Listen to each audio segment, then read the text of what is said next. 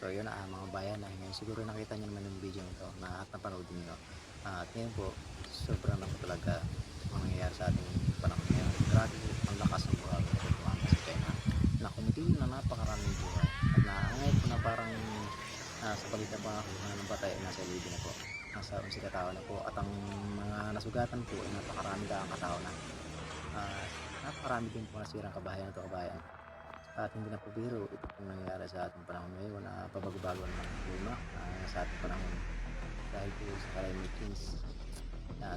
Marami pa po pong mangyayari ngayon ganyan yung mangyayari sa ating panahon ngayon. Hindi lang po yung buhawi, bagyo, lindol, napakarami po baha dahil po yan sa climate change. Pero sa Biblia naman po talagang may palatandaan po talaga ang ano sa palatandaan sa huling panahon. Yun po ang sagilangan magkakaroon po ng maraming kalamidad na mangyayari sa ating mundo bago dumating ang Panginoong Jesus. Ngayon po, bago dumating ang Panginoong Jesus, lahat po mangyayari yan. Unang-una dyan, bagyo, lindol, gera, salot, saka po yung mga tsunami, mga buhawi, napakarami pa po, sakit, salot, tagutom, ayun na lahat ng bayan, lahat po nangyayari ngayon. Kaya po, unang-una ay lumapit tayo sa Panginoong Jesus dahil na sabi lang ay nasa huling panahon po tayo at nangyayari na po ang propesiya ng Panginoong Jesus at sana po ay magbasa-basa na dito ng Biblia para malaman din ng mga kabayan ng nakasulat dito sa Biblia at ito po napakahalaga ng pagbabasa sa ating Biblia. Dito natin kasi matutuklasan ang nalalaman ng Biblia ng mabuting balita ng Diyos. At sana po mga kabayan ay palagi tayong pray at unang-una po sa lahat ang dasalin niyo po ay Ama namin dahil po yan ang nakasulat sa Biblia. Ang Ama namin po, napakahalaga po, napakamakapangyarihan po yung dasal na Ama namin yan dahil po yan ang nakasulat sa Biblia, ang Ama namin. Wala po ibang dasal si Jesus kundi ang Ama namin po.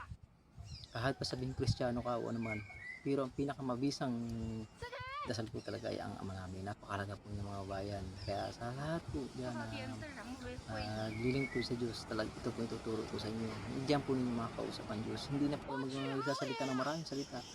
Yan lang po sabihin niyo, Ama namin sumasalangit ka, sambahin ang ngalan mo.